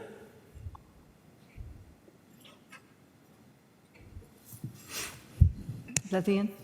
Okay, thank you. Now, we have a second by Mr. Vaught. Could we do a roll call, please? Mrs. Darby? I still would have really liked to have given the parents a chance to weigh in, but yes. Mr. Vaught? Yes. Mrs. Rosales? Yes. Mr. Vaughn? Yes. Mr. Tidwell? Yes. Ms. Sharp? I'm voting yes, and this is a no-win situation for my area because the majority of the buses are in Smyrna and Laverne. Yes, this was very, very serious and should have never happened, but this is going to affect the district. Us terminating his contracts is not going to cure him losing insurance, but I'm voting yes. Is this a yes or no? Mrs. Maxwell? Yes. Motion passes. Thank you. Now we move on to Section 8, which is any other action regarding bus issues and/or related to the contractor. Ms. Maxwell? Yes, Ms. Rosales. I would like to make a motion, and maybe Dr. Sullivan, you can help me word this motion so that I can say it correctly, to where those that were leasing the buses, they get a chance to come back to us and bring proof of insurance with the VIN number, correct? The VIN number. And does that, and then they can still bid for the contract so that they can obtain the contract. Does that make sense? I hope that makes sense. Let me have a clarification. I don't think that if they're leasing these buses, they don't have ownership of them. That is the problem. Person owns them and they're leasing from him. They'd have to have, yeah, that's the problem. So they got to have a bus to drive. Yeah, I got, Mr. Vaughn. You talking to me? Yeah. Don't. You were pointing to somebody else. No, I was going to say, yeah, all right, now we got to get into the logistics of reassigning these 40 contracts, right? I mean, you got to have something. So you were going to say,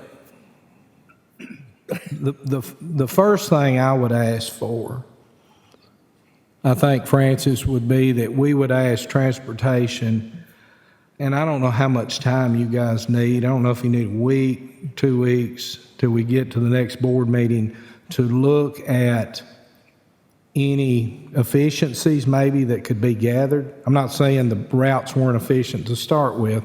I'm just saying what makes sense right now that could be combined and let us limp through the end of the year. And then, because there are, I'm sure there are other contractors that are watching this at home or sitting in the audience right now.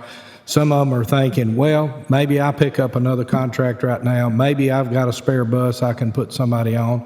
Maybe Bluebird's got a used bus for sale right now and I can pick up one of these drivers or something like that. There's fixing to be a lot of activity in your office. And so before we make any type of commitment, I wonder if you need time to work through that. Or would you rather have direction from us tonight about where we go? I'd prefer direction. All right. But before you do that, and I'm not trying to muddy the water, there are a few of these affected contractors that do have their own bus and their own driver and their own insurance. So they would be first priority. and they're going to want to keep what they've got. Correct. And they should, I think. I mean, that I'm asking is that because there are a few that instead of following the contract and coming to us to swap the routes, they had a handshake agreement to swap the routes. In other words, So they've gotten caught up in the fray in the middle of the year. yes, sir. Can you identify which ones those are? Got two or three. I can. I would like to make sure I've got them all straight because it's kind of been an adventure untangling all of the webs. Okay, so if I offer a generic motion that gives you the authority, you and Mr. Johnson, the authority to figure out which ones those contractors are, let's start there. I think the first thing is we assign them back to the contract they signed. Right, that's what the I'm saying. easiest, yeah. So I would move that we do that specifically first thing in the morning. Second. Yeah. Does that make sense for everybody? Ms. That Maxwell? those have gotten caught up in the fray right here, that they get that ability to get those contracts back or retain those contracts or whatever. Okay? Okay. Madam Chair, Thank you. First, Mr. Tidwell, and then I'll get is right she to withdrawing her motion? Ms. Maxwell? withdrawing? Well, he made a motion. I didn't make a motion. We're making one with Dr. Sullivan. I said to give me guidance, but I never was able to give any motion. But I know we normally don't do this, and I know that this is not something in proper of etiquette of our rules, but someone out in the audience does want to speak. We allowed Gary Carter to speak. I thought you wanted, I know we need, I really don't think we need to do that right now. Yeah. Depends on what the subject is. okay, that's fine. Yeah. Thank Mr. you. Tidwell. Mr. Reed, could you come up here, please? I have a question. Buy you some more shoes. I like the idea that we got going on here. Here's my question. We already have contracts, so would we be in violation by prioritizing a group of contractors over our bidding process that we have in policy? If you want to try to deal with these contractors who are leasing buses that were affected, I think you probably want to give the opportunity to those buses, those contractors who you have existing contracts with, to present proof of insurance. And if they can present proof of insurance that is accepted by the transportation department, they keep their routes. Okay, so we're not in any violation of our contract by doing that, as far as the bid process goes. So I think. Because I don't want to be getting emails Right. about, hey, from contractors. Yeah. Dr. Sullivan wants to say something. Yes. I just think we need to clarify because that would go in contradiction to Butch's motion, to Mr. Vaughn's motion. Because the motion that we passed was that had any contracts or association with Ursa Major Logistics, all of these are being subleased. Some of these are being subleased. And my biggest concern would be some of these are going to go back and be proved that they didn't have insurance, I'm afraid, all year. So Well, I was under the assumption that we just terminated them all. So Okay. we are a clean slate, and my thought is we're at a clean slate. As much as I love the priority option, can we contractually do that? I think With- this I mean, is 'cause- a very unusual situation. Yeah, I I think if this board decides that it wants to provide an opportunity for those bus contractors who were leasing buses to present proof of insurance to the transportation department, which the transportation department accepts, then they keep their routes. See, I guess I'm just confused. Go ahead, Trey. I think it would be cleaner for everybody. We identify those people, tell you what their VIN numbers are, their bus, and proof of insurance, and we bring them back to you to approve. I'm think that'd be good with that. Here's what I don't want to get into. I don't want to get into an unnecessary legal battle because someone wants those routes and we didn't follow the process. So It's going to be a very few. It's going to be 5 to 7 at the most. Madam Chair. I'm okay postponing it. Ms. Darby. To your point, Mr. Tidwell, would we want to open that up for them to have the contract for what they're currently under contract for? So it's basically like a change of paperwork. Since we're terminating the original one, we would reinstate them with that same contract they had, and any of the routes left that are uncovered would be addressed in a different manner to the whole. Yeah, I wouldn't personally have, if you're asking me, so I'm sorry. Well, for I'm jumping in. I'm But- trying to get to, I think what you were. Yes, I wouldn't have an issue with that at all, as long as we spent so much time on the bidding process. I just imagine that these contracts are completely separated now. We are a brand-new, clean slate, so there's not really a connection other than the connection that we are making in this meeting. So from a legal standpoint, I'm just wondering if we have the authority to go in and go over top of our bidding process and give them to, and I would love to do it. I think that would be the best in this situation possible. I just want to make sure we're following the correct legal strategy. Of course, with bus contracts, they're not bidded. So you have this award process, you go through the lottery and all that through the award process. But if the board decides that it wants to allow the affected contractors who you have contracts with, who have been leasing their buses from whomever, to present proof of insurance, and you want to keep those contracts and reinstate those contracts, you can do that. Okay. Thank you.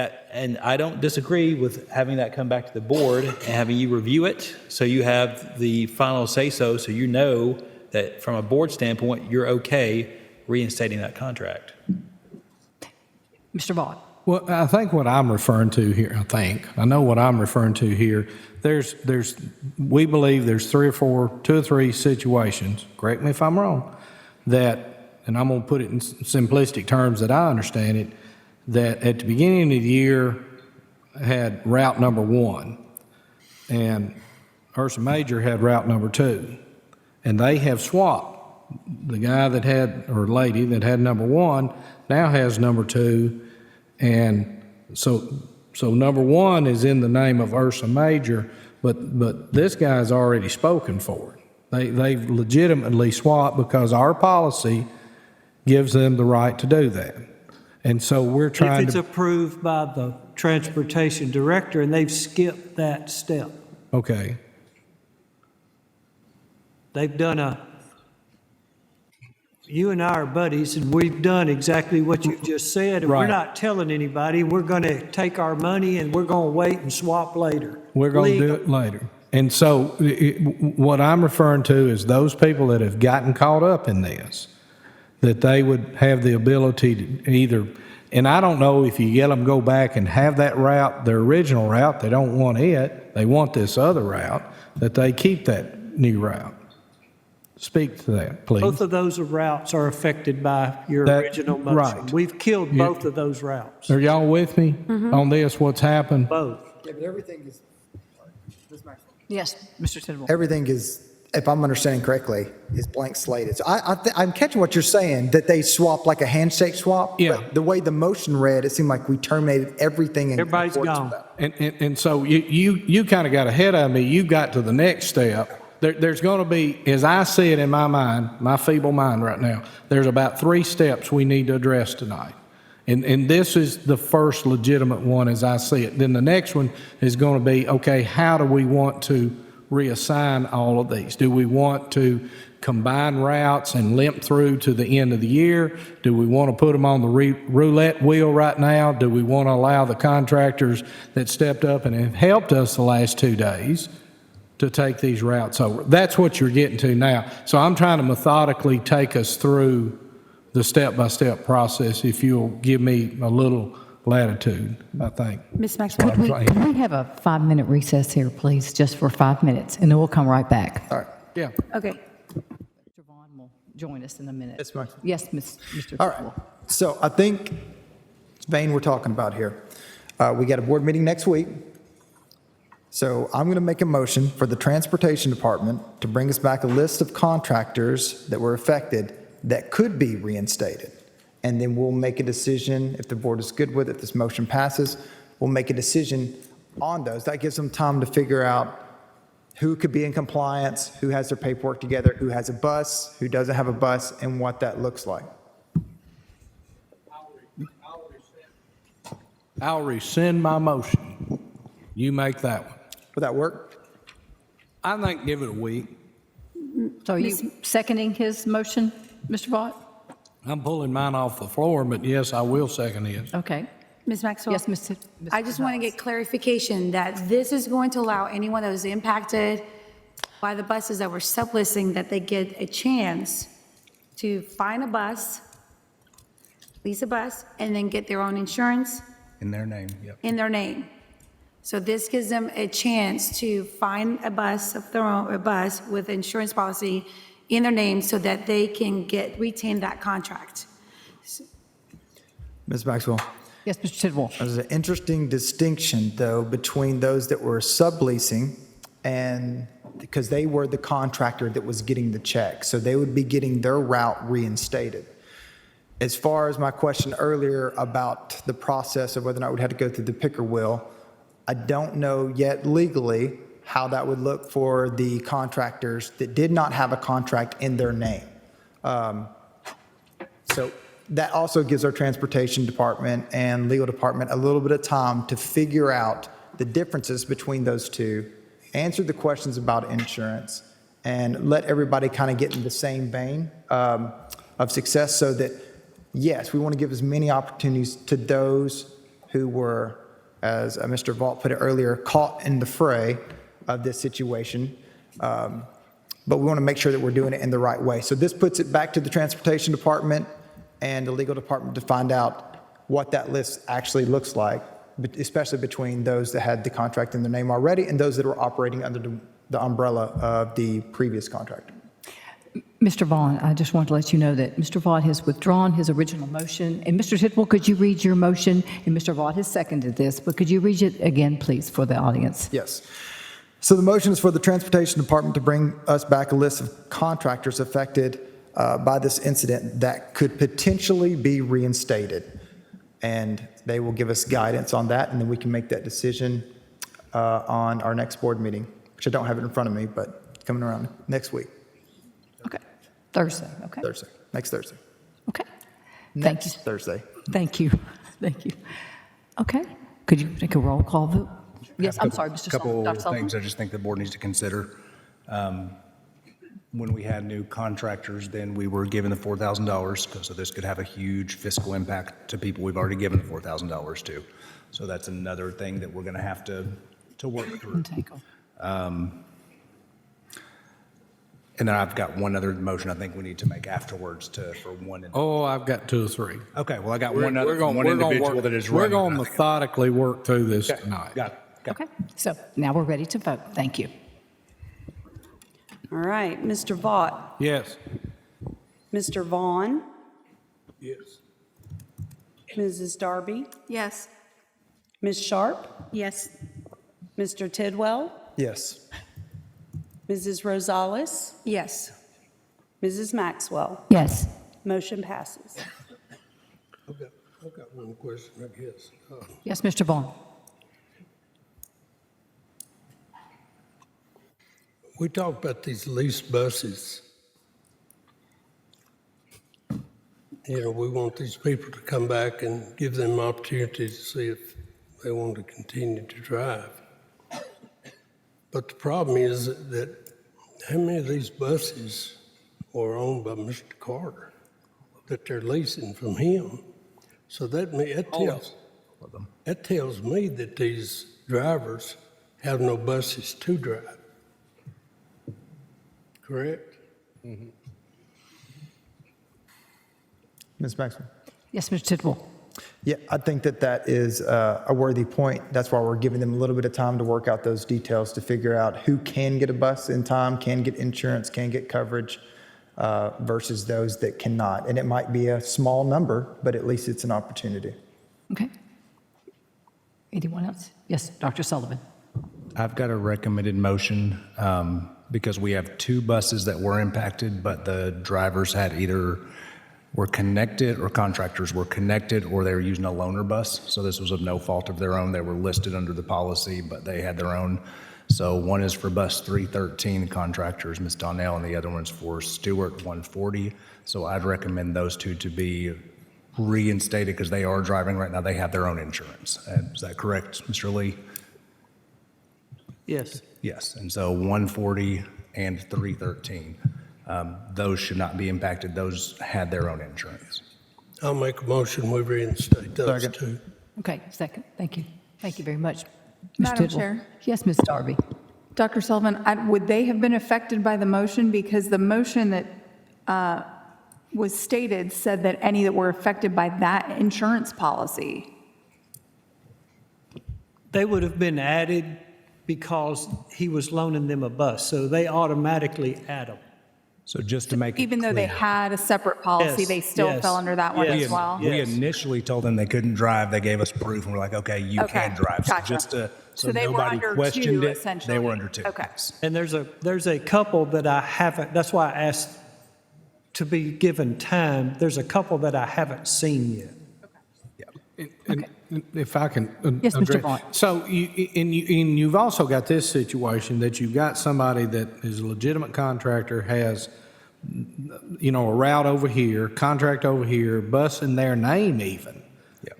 Driver in their name over here, but they have gone and leased a bus over here to add that second route, even though they had that insurance there, or they swapped that route. Let me rephrase that. They have swapped that route. And that's what I was trying to get to a while ago. But before I mess up, I think this is probably the best way to give him time to document and see who these are.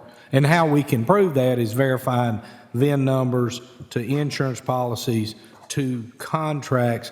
All that stuff's got to match going forward. I just need those two running because they're. That's fine. So, yeah. Well, if it's all right with you, can we just vote by acclamation? Sure. Okay. All in favor with the motion, say aye. Aye. Any opposed? Motion passes. Okay. Thank you. All right, now, I think we need to give transportation some direction, Mr. Johnson, Trey, and them some direction as to what type of semi-permanent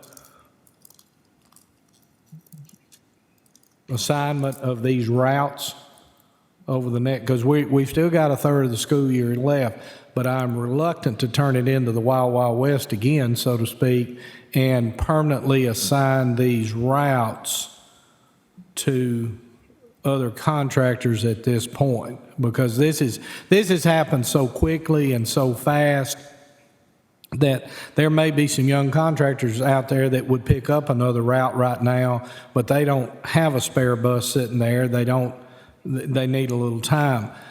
We've got to get everything covered now, between now and the end of the year, and maybe some of our older contractors that's got a couple of spare buses sitting around may make a deal with some of Mr. Carter's previous drivers to run one of their older buses the balance of the year and let y'all assign those routes that way. That's what I'm looking for now. I don't want to do anything permanent tonight that is going to impact the ability for somebody to grow their business, because this has come about real quick.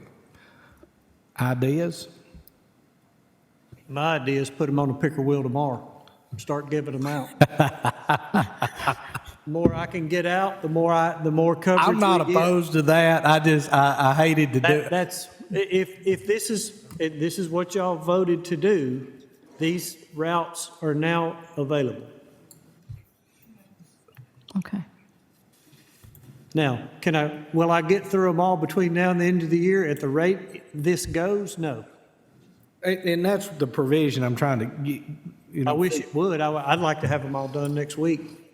I mean, and I'm not being. No, but morbid and realistically, derogatory. that's not The gonna sooner happen. we can get these, By policy, Bill- that's what we're supposed to go ahead and do.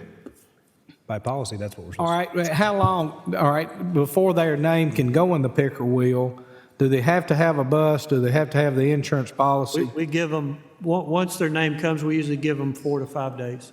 Okay, so they would have a week to come up with a And bus. most of them know, if they're already on our list, they have to tell us they want to be part of the list. Okay, So if they want to be part of the list, they've already done some preliminary work.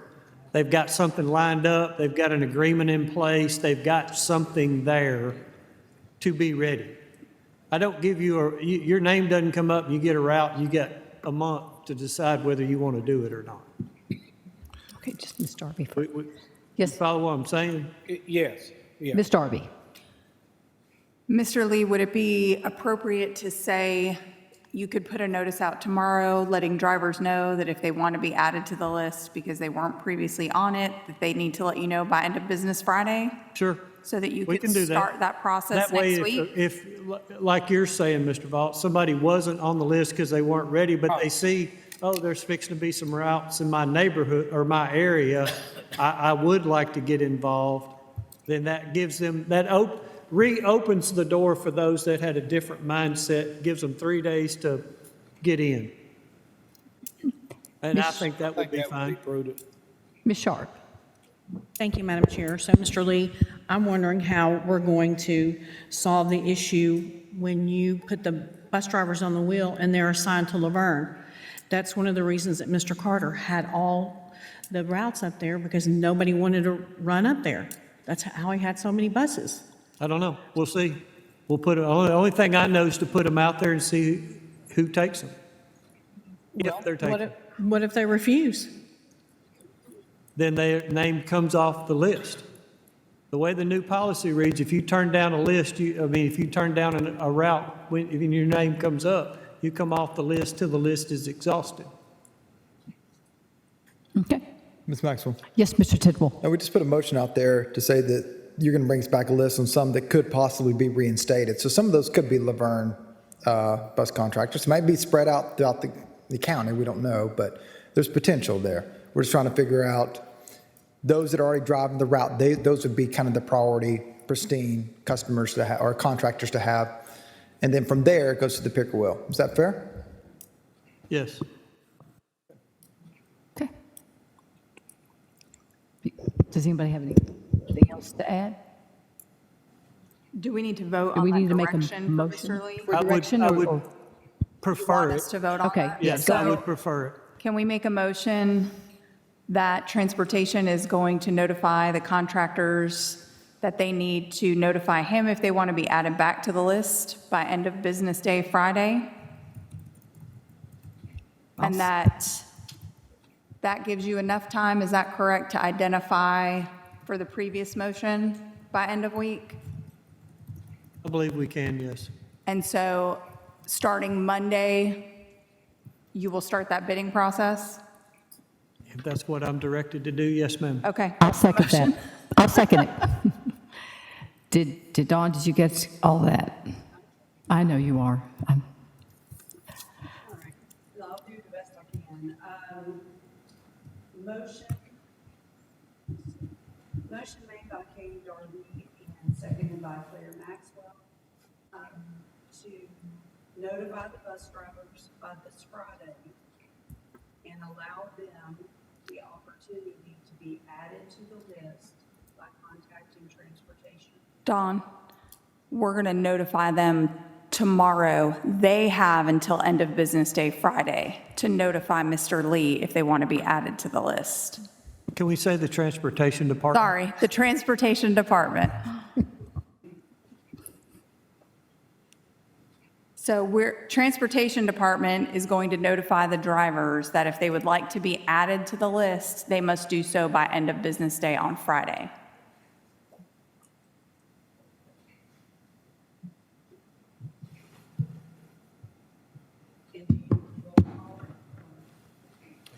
I think we're okay with the acclamation. So could you read that motion one more time? I'm going to try. Aye. It's very difficult. I apologize. Motion made by Katie Darby and seconded by Claire Maxwell for the bus drivers to be notified tomorrow. If they would like to be put on the list, they must respond to the transportation department by the end of business on Friday. Yes, okay. All in favor of the motion? Aye. Aye. Any opposed? Motion passes. Yes, Mr. All right, let me be the bearer of bad news or think about it this way. The some of these people may release buses from somebody else. They may not have the ability to finance one through Pinnacle Bank or Mid-South or something like that.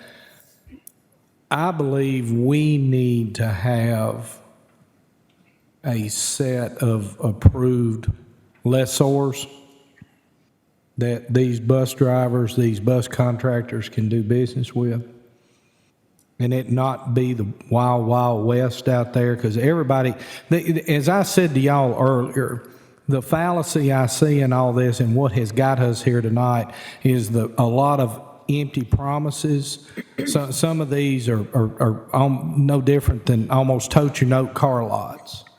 And some of these people that's gotten these contracts have, been subjected here. They're going to have to pay back the money, the unused portion of their insurance. And so I think this board needs to have the final authority on the lessor, right?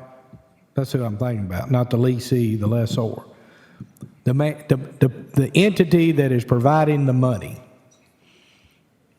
we need to have the final say if that is an approved company to do business with, whether it's Pinnacle Bank, a national leasing company, Mid-South Bank. Stay involved. This entity needs to have final authority if it's a lease situation. Now, I'm throwing that out there for discussion. Yeah. Yes, Mr. Vaughn. Mr. Johnson, I mean, we're talking about transportation, and I'd really like to get the feelings of the man in charge of it, about, we're talking about having the buses available and all like that. And I know you got some good ideas. If you feel free to let the board know what. Would you come up to the podium, sir?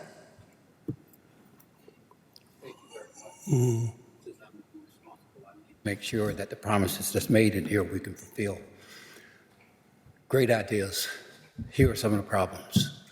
Many of the drivers that we're talking about cannot afford to buy a bus. That's why they're leasing. Right. So to expect them to come up and say, I've got a bus within a week, that's unrealistic. Mm-hmm. What I would like to do with my leadership team is to sit down with them and look at outside options. There are some options where we can look at commercial companies who come in and provide, right now, transportation support for our sped routes, which are mandatory. And also talk to my leadership about an outside agency who can provide transportation if we need to, which could keep all of our drivers, keep all of our buses, but have an entity to manage those. I want to talk to my leadership about that to give them those options, because putting them on the pickle wheel doesn't mean it's going to solve the problem. And I don't want to set unrealistic expectations and have to come back, I have my boss to come back and say, we couldn't do it or we didn't do it. We're going to work at doing it, but I am always looking at risk, and that is a risk. It's not a certainty. Ms. Maxwell? Yes, Ms. Dr. Sullivan, how do you feel about that? Because that is the one thing, I agree with you that because of this mishap, it's put some people in a very situation that they did not ask for. The insurance piece is something that has to be resolved, obviously, because we're putting people at risk. But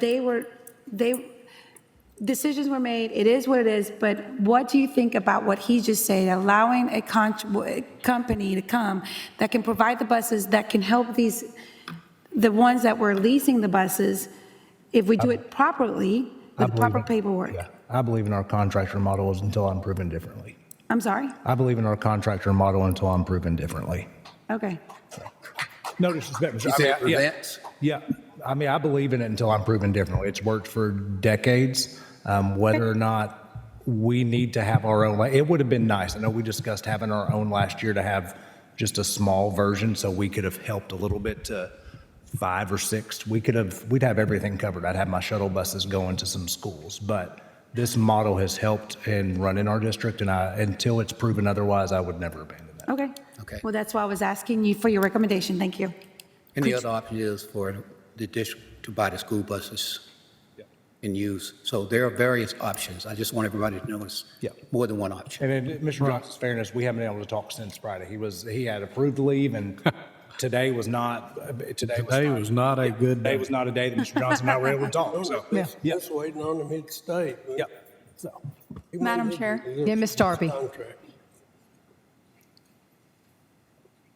I think that there needs to be, and I don't know if this needs to happen with Mr. Reed, but probably further conversation that while I don't know that I'm as concerned with who someone is leasing the bus from, because the buses still have to go through inspections and all that, but I do think there has to be something in place that speaks to the insurance and the proof of the kind of insurance whoever is leasing that bus obtains, as shown today. So do we need to, as a board, address that tonight? Does that need to be put on the agenda for our meeting next week? And we can speak with Mr. Reed about how that needs to happen?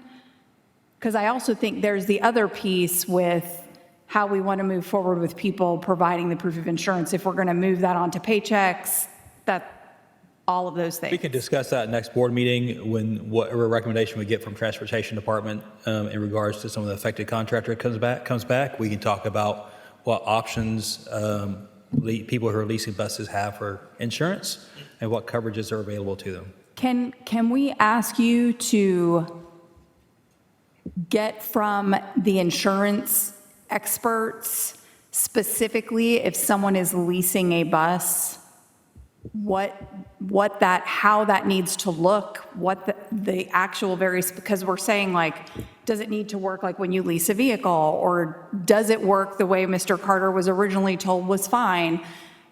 There seems to be some confusion as to what the true proper way is to do that. So can we get some guidance on that, please? Yes, we can. Thank you. Okay. Mr. Vaughn? Need to notify all the insurance companies too. I mean, we need to be notified anytime. They're supposed to. Yeah. They're supposed to. We need to, can we send some kind of letter in a red envelope? They do, but as much as they change agents, it's. Ms. Maxwell? Yes, I appreciate that. I think we've got a lot of things in place for the Transportation Department to start moving. They're going to deliver that communication out to the contractors so that we can potentially speed up that process. We could look way different by the end of next week in a much more positive way. 3 weeks from now, hopefully it's even better. But I think we do have a lot out here, so I'm not sure what else needs to be considered. But just the last point to Mr. Vaught's point earlier, my dad's retired Nissan, so I've done the Nissan lease program, and they had for insurance, they gave us 4 providers that we could get our insurance through. So that is not uncharacteristic. I don't know if we need to give that more thought. I don't know if that needs to be a discussion that we need to have tonight, but that's something that we probably may need to consider to avoid the situation we arrived in tonight. Okay. Yes, Mr. Vaught. I'd kind of follow it up. I think how we got here, it was started out probably innocently 5 years ago, 10 years ago, I don't know. Somebody had a broken down bus and they needed to borrow a bus. Well, it turns in from borrowing it for one day to keeping it for a month. And so that was a lease, or that was a rent, or something like that. Well, if you can do it for a month, why can't you do it for 2 months? And then all of a sudden you do it for the whole year. And this thing has kind of evolved without any maybe direct direction from the board. I don't know. I haven't looked at all the policies related, but I can see how this situation, I can see how we got in the shape we're in. And not only, the reason we spent a lot of time in policy last July and voted on the, limiting one person, one entity having 10 buses.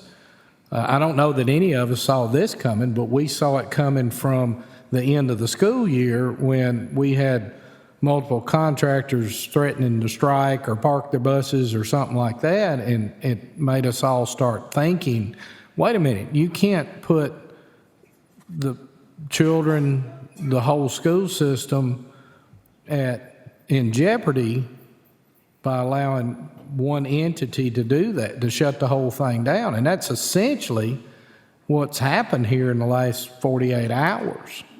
I don't know, I don't think it was intentional, it was unintentional, but we're the body that has to make the adjustments to keep it from happening again.